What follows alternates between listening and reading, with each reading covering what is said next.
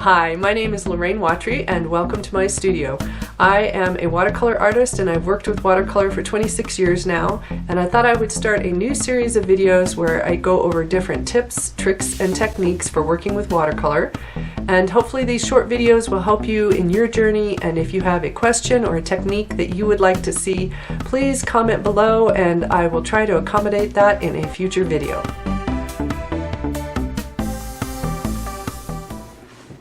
Hi again! Today's video is going to go over the mop brush and how you can use it. So the larger mop that I have is the Royal brand 3/4 inch mop, and it is, I believe, made with goat hair. It's very soft bristles. It's got a lot of bristles up in this area, and so it kind of pushes out and gives you a very full brush. You can use this to paint with, but I tend to use it for a couple other methods.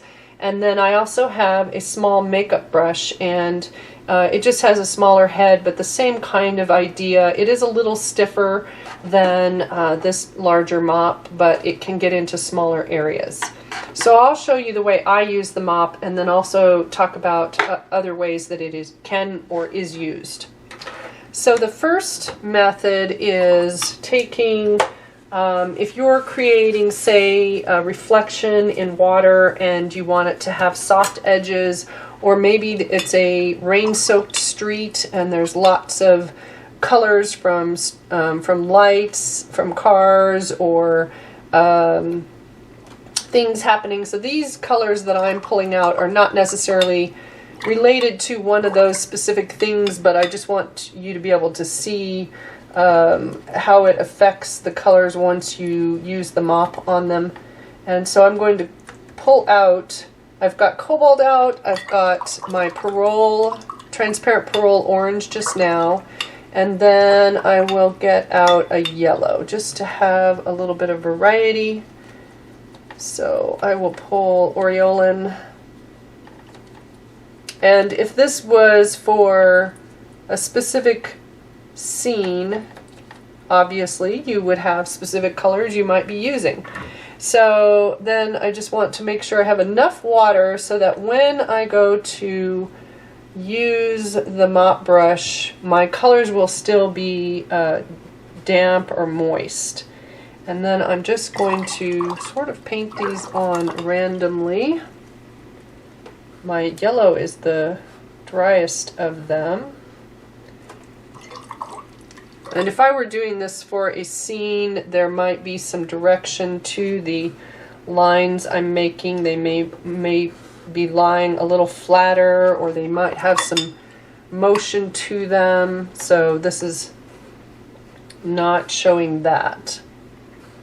All right, and maybe some more blue.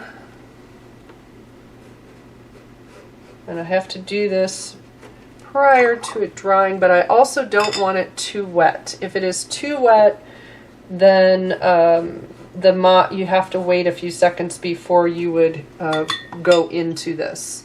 So now that the color is on there, I'm actually going to suck up that little bit of pigment at the bottom, and I'm using my brush just slightly damp so that I can do that.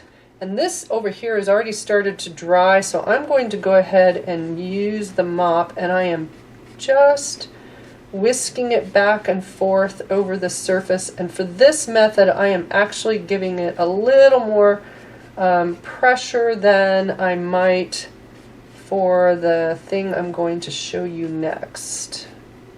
All right, so that is using the mop with some color to blur them together. And actually my yellow strip over here had started to dry, so the best part of this is right about in there, and you can see how there's just a little bit of blue peeking through, and the colors have now blurred together and you get some motion across them. So that's a really nice way to use the mop, and I use the mop dry, so it is actually pulling at the pigment and making a really nice subtle blurry motion area. So I've used that this kind of thing for doing reflections in water and things like that. Alright, so I am drying my mop just a little bit. And then the other thing that I use the mop for is I will use it for adjusting an area that might be trying to cause a bloom. And I have a video out, just I believe it was the one before this one, that talks about blooms and what you do if you're getting a bloom. And so I'm going to just quickly show that again, so you could go watch that, and it will show you more information about blooms and how you get them and all of that. But I am going to cause a little bloom to happen here and then quickly show you the way I use the mop for that. Alright, so I'm drying that area just a touch because I didn't want as much water on there, and then I'm actually going to put a whole batch of water right on that edge because I want a bloom to form, and I'll dry just there. So what happens with a bloom basically is this is a lot wetter than the rest of the area, and that wetter area wants to push out against the drier area. And so as this is starting to bloom, I will have to let it sit for a few seconds. So I will watch that and then we'll come back to it. Now another way that some people, and I will use my small mop for that area. So another way that people use a mop brush is to apply water because they hold a lot of water because of the natural goat hair. And so I can very quickly wet my page and get water on the paper with a mop because they do hold a lot of water. Now they don't get as good a tip as a round brush or a flat brush might, so because there are so many bristles, but they can be painted with as well. And so I will, let's see, I'll go ahead and pull out some ultramarine and possibly a little bit of some new gamboge just for a green. And then I can come in and I can literally paint with the mop brush. So it's not that you can't, and you can actually get some very interesting shapes. There is a video out by Steve Mitchell, another channel. His channel is called The Mind of Watercolor, and he's been playing with mop brushes that are flatter mops that he's painting with and creating landscapes with. So you might want to go check out The Mind of Watercolor and see his videos. So you can paint with them.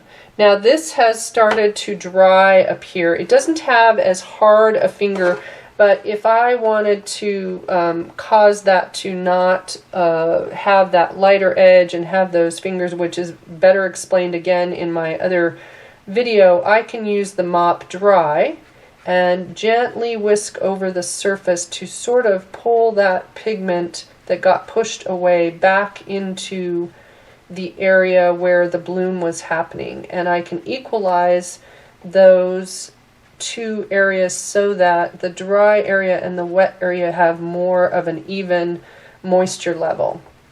And there is just a little bit of a bloom happening right there. So just using the mop to sort of whisk over the surface very gently, you can change the moisture level, and sometimes if you get a bloom, this will help you adjust that bloom if it's still slightly wet when you go to try to make an adjustment. If it has dried, the mop is not really going to do anything for you, so you'll then need to do the other method that I mentioned in that other video.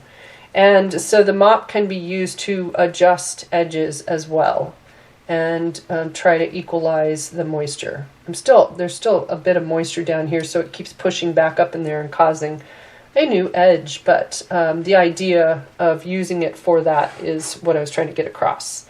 So the mop is a very handy tool. I did not have it in my brushes until, maybe 5-6 years ago, and now I use it quite a bit. So I hope you will give it a try, and that if you have any comments or suggestions for a future tip or trick video, something you would like to see or have a question about, please comment below, and please like and subscribe, and I appreciate your views, and I hope you have a good day. Bye.